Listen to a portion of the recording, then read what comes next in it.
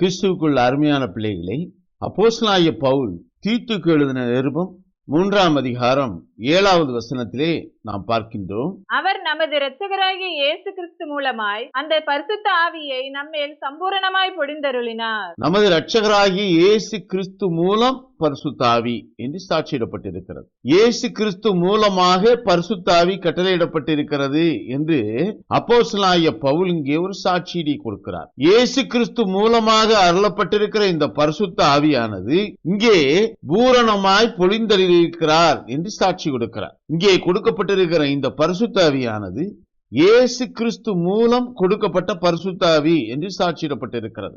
இயேசு கிறிஸ்து பரிசுத்த ஆவியை கொண்டு இந்த பூச்சக்கரத்திலே தம்முடைய நாமத்துக்கு சாட்சியிடக்கூடிய கிரியைகளை செய்யத்தக்க நிகழ்வு இங்கே சாட்சியிடப்பட்டிருக்கிறது. இயேசு கிறிஸ்து குமாரனாக சாட்சியிடப்படுகிறார். அனுப்பப்பட்டிருக்கிற அந்த வார்த்தை மாமிசத்திலே வெளிப்பட்டு பூரணப்படக்கூடிய ஒரு நிலை, அது மகிமை அடையக்கூடிய ஒரு நிலை. அந்த மாம்ச சரீரம் பிக்கப்பட்டு அது மீண்டுமாக கர்த்தருடைய கிருபையின் நிழலுக்குள்ளாக காக்கப்படும் பொருட்டாக, நமக்கு கிருபையை வழங்கும் பொருட்டாக 3ஆம் நாள் உயிரோடு எழுந்தார். அவர் 3ஆம் நாள் உயிரோடு இருந்தது அவருடைய நாமம் உயர்த்தப்படக்கூடிய நாமமாய், பிதாவின் நாமமாய் மகிமைக்குள்ளாக வந்தது. இயேசு கிறிஸ்துவுக்கு முன் கொடுக்கப்பட்ட பரிசுத்த ஆவி, இயேசு கிறிஸ்துவின் மூலமாக இயேசு கிறிஸ்துவுக்கு பின் கொடுக்கப்பட்டிருக்கிற பரிசுத்த ஆவி. இந்த பரிசுத்த ஆவியினுடைய நிகழ்வை கொண்டே வேதாகமம் 2 பகுதிகளாக பிரிக்கப்பட்டிருக்கிறது. இயேசு கிறிஸ்துவுக்கு முன்னாக அருளப்பட்ட பரிசுத்த ஆவி, இயேசு கிறிஸ்துவுக்கு பின்னாக அருளப்பட்ட பரிசுத்த ஆவி. இங்கே இந்த பரிசுத்த ஆவியானது முன் அனுப்பப்பட்ட பரிசுத்த ஆவி எனவும்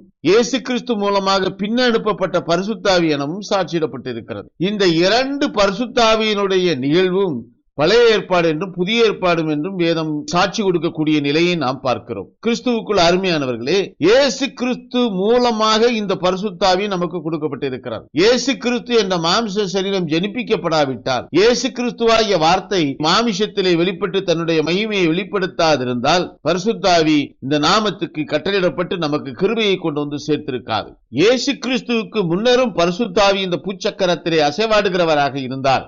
ஆனால் அந்த பரிசுத்த ஆவியானது இயேசு கிறிஸ்து மூலமாக அனுப்பப்பட்ட பரிசுத்த ஆவி என்று சாட்சியிடப்படவில்லை.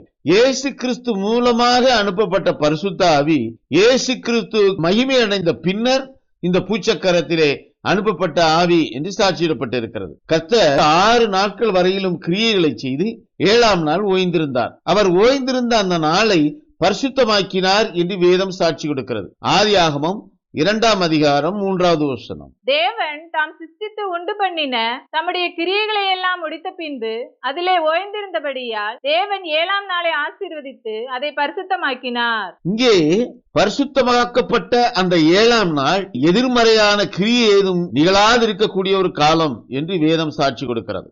இந்த 7ஆம் நாளில் அவர் ஓய்ந்திருந்த அந்த வேளையில் அவருக்கு எதிர்மறையான எந்த கிரியைகளும் இந்த பூச்சக்கரத்திலே நிறைவேறவில்லை. அவர் கட்டளையிட்ட எல்லா கிரியைகளும் அவருடைய சித்தத்தின்படியும், அவர் எப்படியெல்லாம் அவைகள் இருக்க வேண்டும் என்று சாட்சி கொடுத்தாரோ அதன்படியும் அவைகள் சிருஷ்டிக்கப்பட்டு அதனுடைய கிரியைகள் நிகழ்ந்து கொண்டிருக்கக்கூடிய வேளை.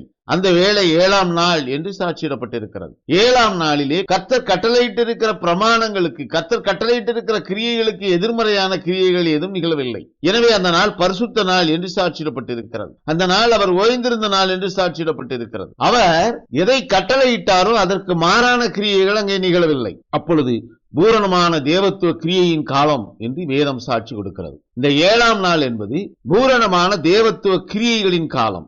தேவத்துவ தூதர்களும் தேவத்துவ கிரியைகளும் தேவத்துவத்துக்கு கர்த்தர் கட்டளையிட்டு இருக்கக்கூடிய எல்லா காரியங்களையும் செயல்படுத்தக்கூடிய ஒரு நிலை.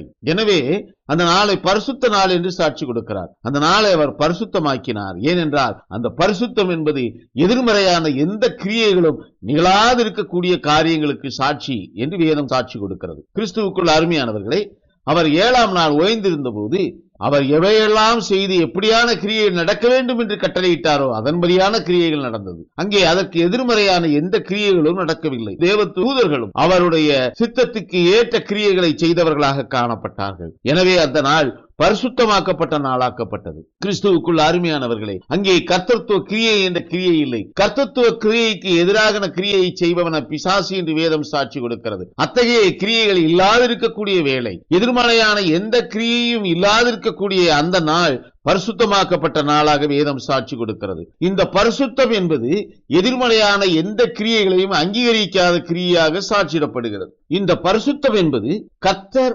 கட்டளையிட்டிருக்கிற கிரியைகளுக்கு எதிர்மறையான கிரியை செய்ய இயலாதிருக்கக்கூடிய ஒரு நிலை. எனவே கர்த்தர் 7ஆம் நாளை பரிசுத்தமாக்கினார். அவர் கட்டளையிட்டபடி அவர் எவைகளையெல்லாம் செய்ய வேண்டும் என்று கர்த்தர் தீர்மானித்து உருவாக்கினாரோ அந்த கிரியைகள் அவர் கட்டளையிட்டபடியெல்லாம் நிறைவேறிற்று.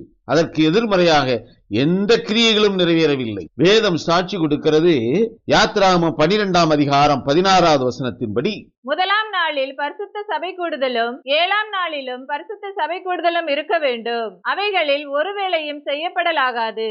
அவரவர் சாப்பிடுகிறதற்கு தேவையானது மாத்திரம் உங்களால் செய்யப்படலாம். இந்த 7ஆம் நாளானது கர்த்தர் பரிசுத்த சபை கூடும் நாள் என்று சாட்சி கொடுக்கிறார். பரிசுத்த சபை கூடிய ஒரு நாள். முன்னர் பார்த்தோம் கர்த்தர் பரிசுத்தப்படுத்தின நாள் என்று.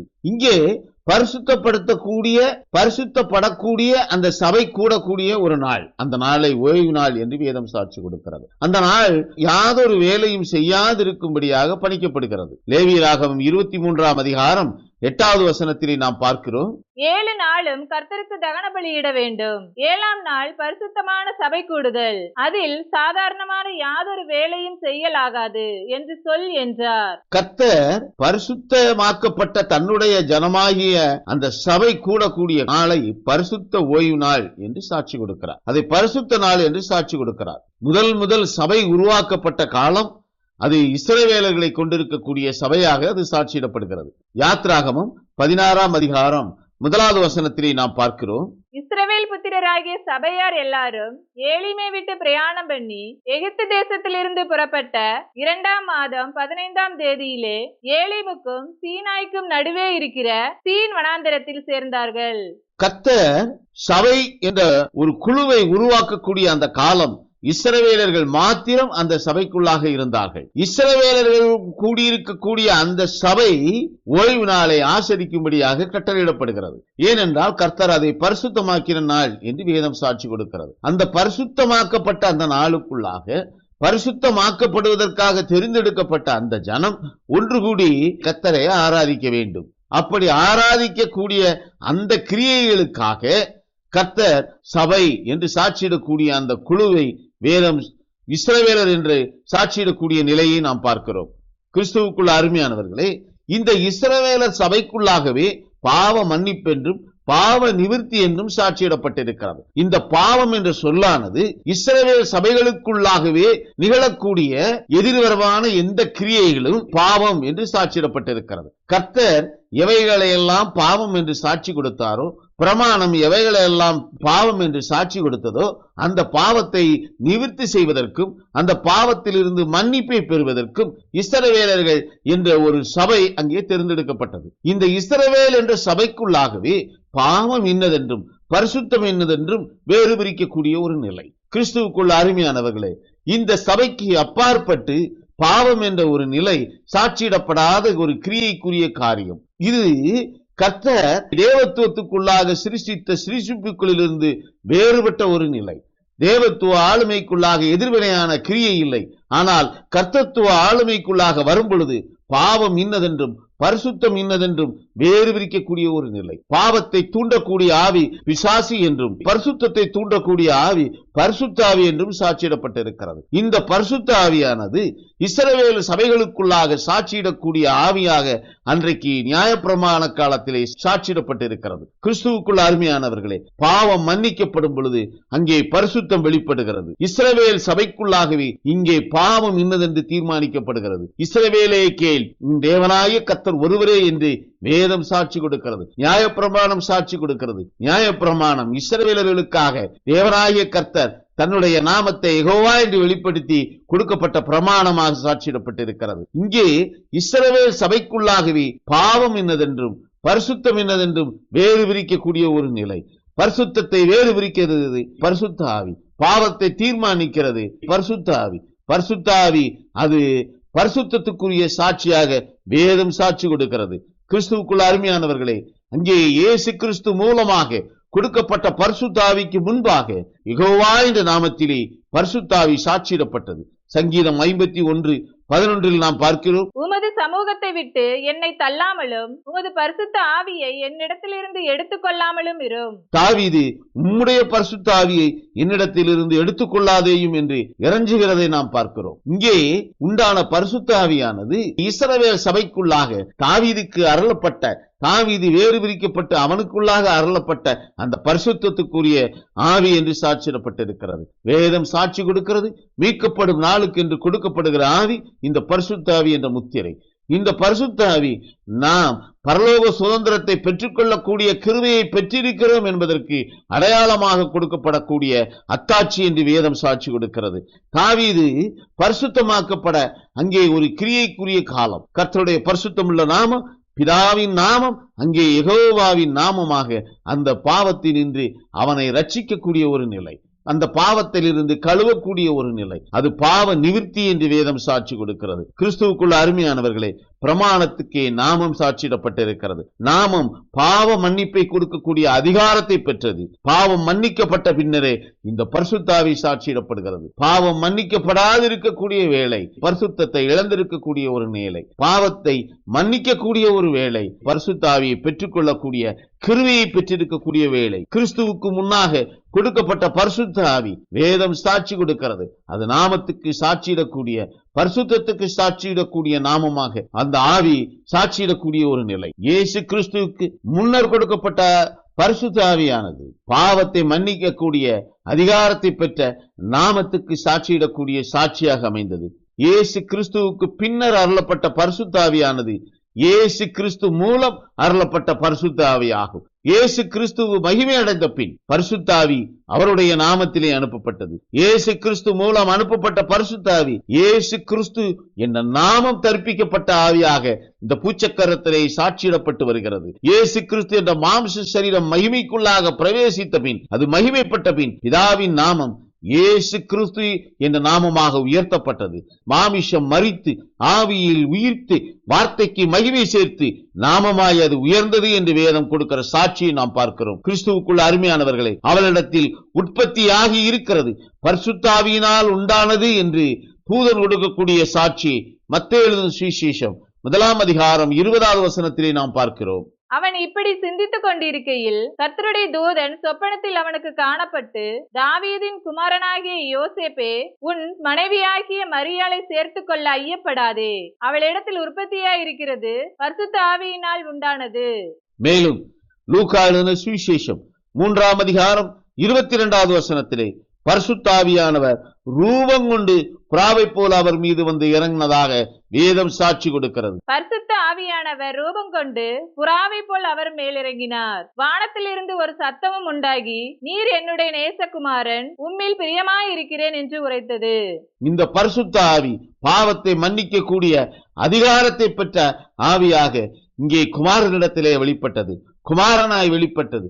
அந்த நாமமே அல்லாமல் வேறொரு நாமம் பாவ மன்னிப்புக்கென்று பிதாவினால் கட்டளையிடப்படவில்லை என்று அப்போஸ்தலனாகிய பவுல் கொடுக்கிற சாட்சியை நாம் பார்க்கிறோம். பரிசுத்த ஆவியானவர் அங்கே உருவாக்கப்படக்கூடிய மாமிசமாய் இயேசு கிறிஸ்து என்ற மாம்ச சரீரம் இந்த பூச்சக்கரத்திலே உலாவி வந்தது. அது மகிமைப்பட்ட பின்னரே அந்த மாமிச சரீரம் பிற்கப்பட்டு அந்த மாமிச சரீரம் பிதாவின் சித்தத்தை நிறைவேற்றக்கூடிய கருவியாய் செயல்பட்ட பிறகு அது மகிமையடையக்கூடிய ஒரு நிலை.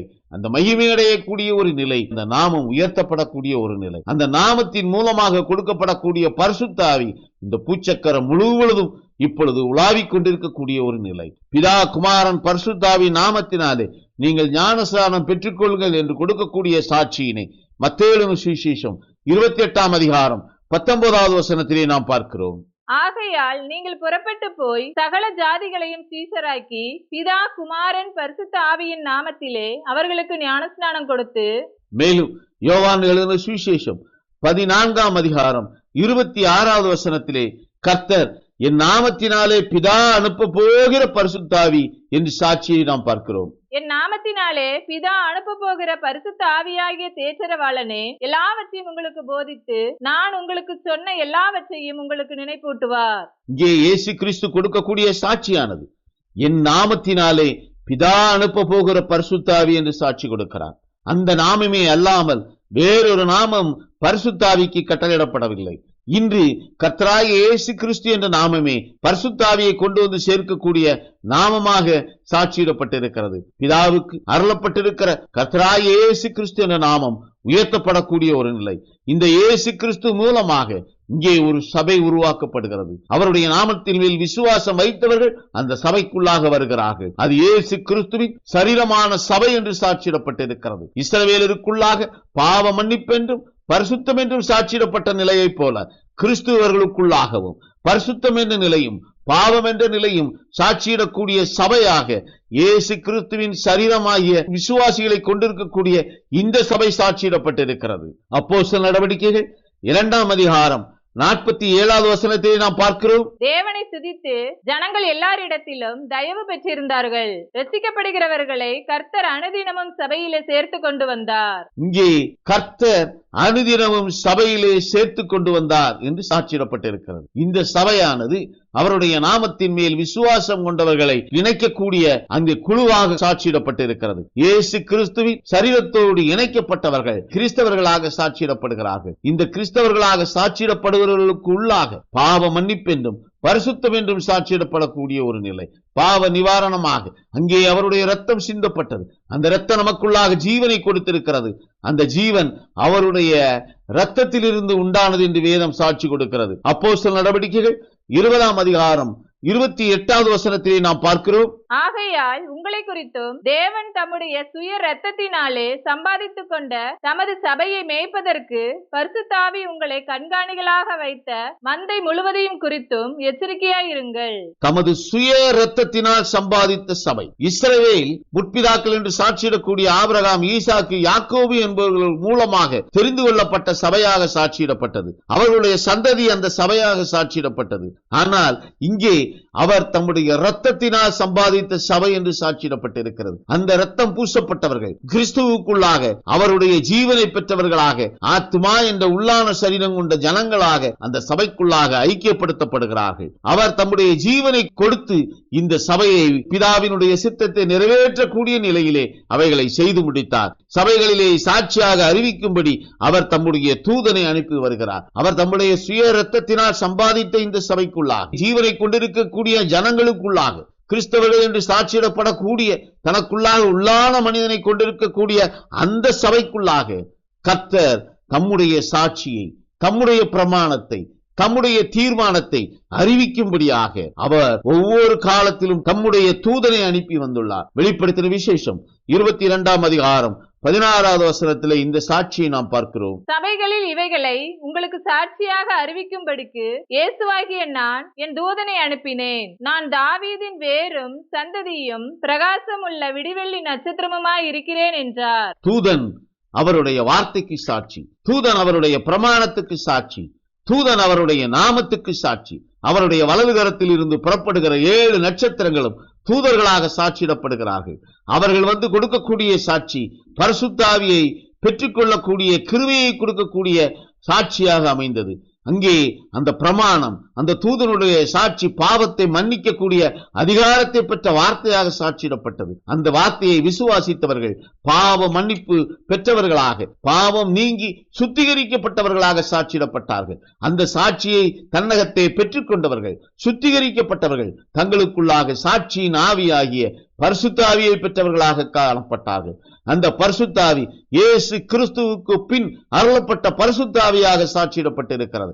7 சபை காலங்களிலும் 7 சபை தூதர்கள் கர்த்தருடைய சாட்சியை கொண்டு வருகிறவர்களாக அந்த சபைக்குள்ளாக அனுப்பப்பட்டார்கள். அந்த சபை 7 சபை காலங்களிலும் மாமிசத்திலே இருந்த அந்த கிறிஸ்தவர்கள் என்ற ஆவிக்குரிய ஜனங்களுக்குள்ளாக கொடுக்கப்பட்ட சபை என்று சாட்சியிடப்பட்டிருக்கிறது. இந்த தூதர் கொடுக்கக்கூடிய சாட்சி பிரமாணத்துக்கு கொடுக்கக்கூடிய சாட்சியாகவும், பாவ மன்னிப்புக்கு கொடுக்கக்கூடிய சாட்சியாகவும், நாமத்துக்கு கொடுக்கக்கூடிய சாட்சியாகவும் வேதம் சாட்சி கொடுக்கிறது. இந்த பிரமாணத்தைக்கு எதிர்த்து நிற்பவர்கள் பரிசுத்த ஆவிக்கு எதிர்த்து நிற்கக்கூடிய கிரியைகளை செய்கிறவர்களாகவே சாட்சியிடப்படுகிறார்கள். கர்த்தர் தன்னுடைய தூதன் மூலமாக கொடுக்கப்படுகிற சாட்சிக்கு எதிர்வினையாற்றுகிறவர்கள் அவர்கள் பரிசுத்த ஆவிக்கு எதிர்வினையாற்றுகிறவர்களாகவே சாட்சியிடப்படுகிறார்கள். அவர்கள் எந்த சூழலிலும் பரிசுத்த ஆவியை பெற்றுக்கொள்ள இயலாதிருக்கக்கூடிய ஒரு நிலையே வேதம் சாட்சி கொடுக்கிறது.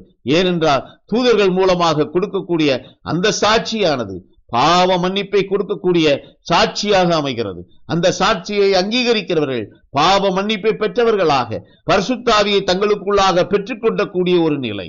இது சாட்சியின் கிரியைக்குரிய வார்த்தையாக வேதம் சாட்சி கொடுக்கிறது.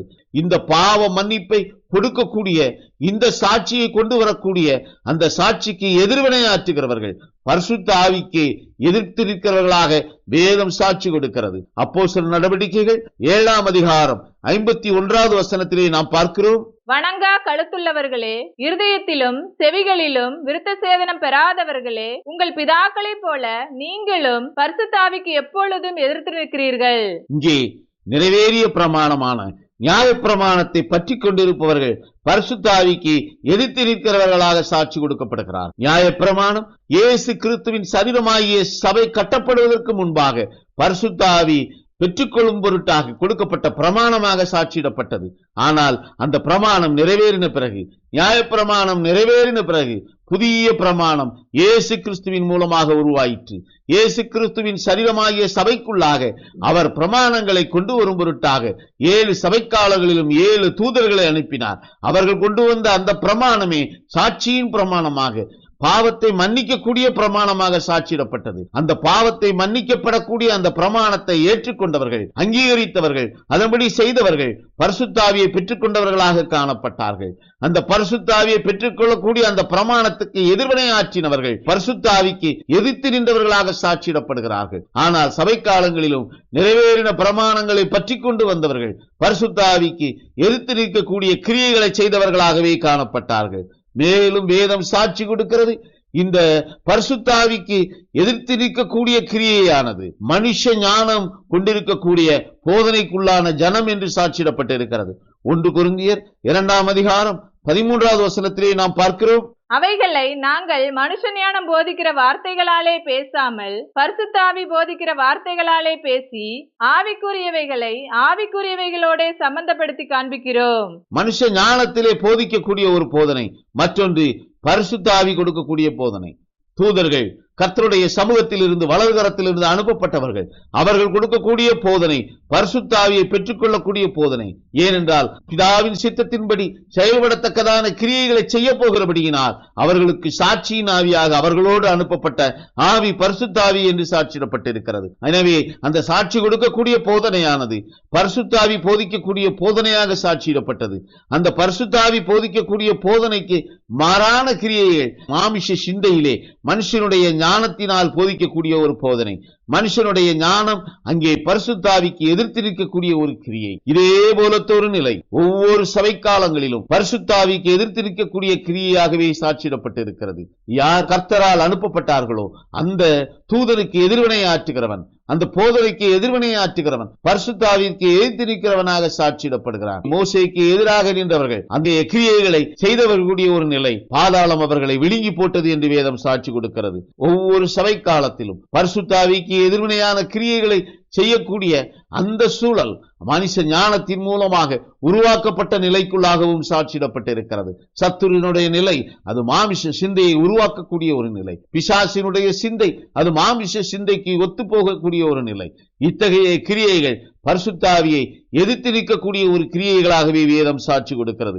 கடைசி ஏற்பாட்டிலும் பரிசுத்த ஆவிக்கு எதிர்த்து நிற்கக்கூடியவர்கள் கர்த்தருக்கு அனுப்பி வைக்கக்கூடிய அந்த தூதர்களுடைய போதனையை, அந்த தூதர்களுடைய கிரியைகளுக்கு எதிர்வினையாற்றுகிறவர்களாக சாட்சியிடப்படுகிறார்கள். இங்கே பாவத்தை மன்னிக்கக்கூடிய அந்த கிரியைக்குரிய பிரமாணமானது அந்த தூதர்கள் மூலமாக இந்த பூச்சக்கரத்திலே சாட்சியிடப்படும். அந்த பிரமாணத்தை அங்கீகரிக்கிறவர்கள் பாவம் மன்னிக்கப்பட்டு பரிசுத்த தன்மைக்குள்ளாக கடந்து வரக்கூடிய கிருபையை பெற்ற ஜனமாக சாட்சியிடப்படுகிறார்கள். அப்படி பாவம் மன்னிக்கப்பட்டவர்கள் பரிசுத்த ஆவி என்ற சாட்சியின் ஆவியை தன்னகத்தை பெற்றுக் கொள்ளக்கூடிய ஒரு நிலை. பாவம் மன்னிக்கப்படாதவர்கள் பரிசுத்த ஆவியை பெற்றுக்கொள்ள அங்கீகரிக்கப்படாத ஒரு நிலை. கிருபையை இழந்திருக்கக்கூடிய ஒரு நிலை. பாவம் மன்னிக்கப்படும் பொழுது பரிசுத்த ஆவி நம்மகத்தே வரக்கூடிய கிருபையின் ஆவியாய் கர்த்தர் நமக்கு சாட்சி கொடுக்கக்கூடிய சாட்சியின் ஆவியாய் நம்மகத்தே வந்து சேரும். அப்பொழுது கர்த்தருடைய நாமத்தை அறியக்கூடிய கிருபையை பெற்ற ஜனமாக நாம் சாட்சியிடப்படுவோம். அத்தகைய கிரியைகளை நாமும் பெற்றுக்கொள்ள, பரிசுத்த ஆவி என்ற முத்திரையை நாமும் பெற்றுக்கொள்ள கர்த்தர் இந்த கடைசி ஏற்பாட்டிற்கென்று கட்டளையிட்டிருக்கிற பிரமாணங்களை கை கொள்ளக்கூடிய கிருபையின் ஜனமாய் நம்மை தேவ சமூகத்திலே ஒப்புக் கொடுப்போம். கர்த்தர் பெரிய காரியங்களை செய்வார். ஆமேன், ஆமேன், ஆமேன்.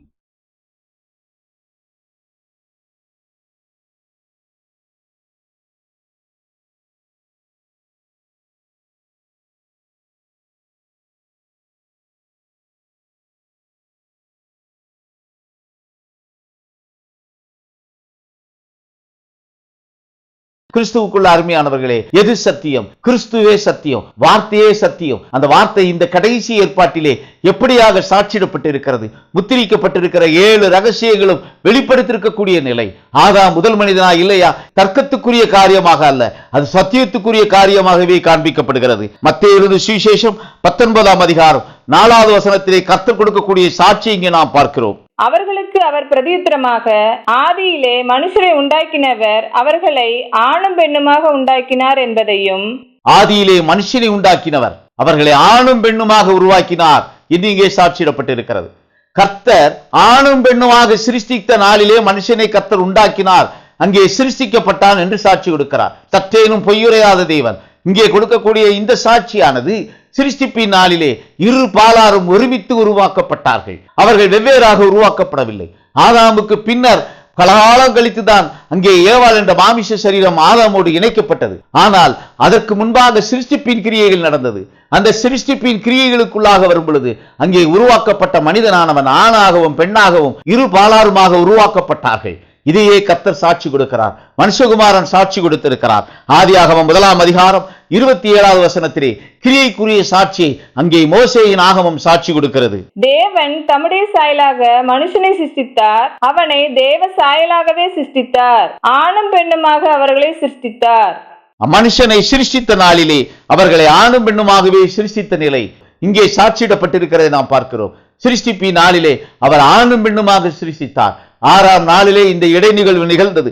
6 நாளுமாக அவருடைய சிருஷ்டிப்பின் காரியங்கள் எல்லாம் நிறைவேறினது. நாட்களை குறித்த காரியத்திலே அங்கே 7 நாட்கள் என்று சொல்லப்பட்டிருக்கிறது. 24 மணி நேரம் கொண்டிருக்கக்கூடிய ஒரு கால அளவுக்குரிய காலம் அல்ல. அங்கே 4ஆம் நாளிலே சூரியனும் சந்திரனும் உருவாக்கப்பட்டது. காலத்தினை அறிந்து கொள்வதற்காக கர்த்தர் சந்திரனை நியமித்ததாக வேதம் சாட்சி கொடுத்திருக்கிறது நாம் பார்க்கிறோம். இங்கே நாட்களை அறியத்தக்கதாக நாம் சூரியனை ஒரு நாளுக்குரிய காலத்திற்காக நாம் பயன்படுத்தக்கூடிய கால அளவாக கணிக்கப்பட்டிருக்கிறது. இவைகள் எல்லாம் உருவாக்கப்படுவதற்கு முன்பாகவே அங்கே சாயங்காலமும் விடிய காலமும் ஆகி ஒவ்வொரு நாளும் கழிந்து அங்கே 6 நாட்களும் தன்னுடைய கிரியைகளை அவர் நிறைவேற்றினார். அவர் 7ஆம் நாள் ஓய்ந்திருந்தார் என்றே வேதம் சாட்சி கொடுக்கிறது. ஆதியாகமத்திலே நாம் பார்க்கிறோம் 1ஆம் அதிகாரம் 31வது வசனத்திலே, அப்பொழுது தேவன் தாம் உண்டாக்கின எல்லாவற்றையும் பார்த்தார், அது மிகவும் நன்றாயிருந்தது. சாயங்காலமும் விடியகாலமும் ஆகி 6ஆம் நாள் ஆயிற்று. அவர் 6 நாளிலும் கிரியை செய்து முடித்தார். ஆதியாகமம் 2ஆம் அதிகாரம் 2இல் நாம் பார்க்கிறோம் அவர் 7ஆம் நாளிலே ஓய்ந்திருந்தார் என்று. தேவன் தாம் செய்த தம்முடைய கிரியையை 7ஆம் நாளிலே நிறைவேற்றி தாம் உண்டாக்கின தம்முடைய கிரியைகளை எல்லாம் முடித்த பின்பு 7ஆம் நாளிலே ஓய்ந்திருந்தார். அவர் 7ஆம் நாள் ஓய்ந்திருந்த நாள். அங்கே அதற்குரிய காலங்கள் நிறைவேற்ற ஒரு காலம். ஓய்ந்திருந்தார் என்பது நிறைவு பெற்ற காலம். அங்கே 6 நாளுடைய கிரியைகளும் நிறைவு பெற்று 7ஆம் நாளிலே ஓய்ந்திருந்த கிரியையும் நிறைவேறுகிறது. இப்பொழுது நாம் ஜீவிக்கக்கூடிய இந்த காலம் வேதாகமத்திலே சொல்லப்பட்டிருக்கிற கால அளவானது 8ஆம் நாளுக்குரிய கால அளவாகும். இவையாவும் சத்தியமாக சாட்சியிடப்பட்டிருக்கிறது. சீயோன் இந்த சத்தியத்தை அறிந்ததாக சாட்சியிடப்பட்டிருக்கிறது. கர்த்தர் பெரிய காரியங்களை செய்வார். ஆமேன், ஆமேன், ஆமேன்.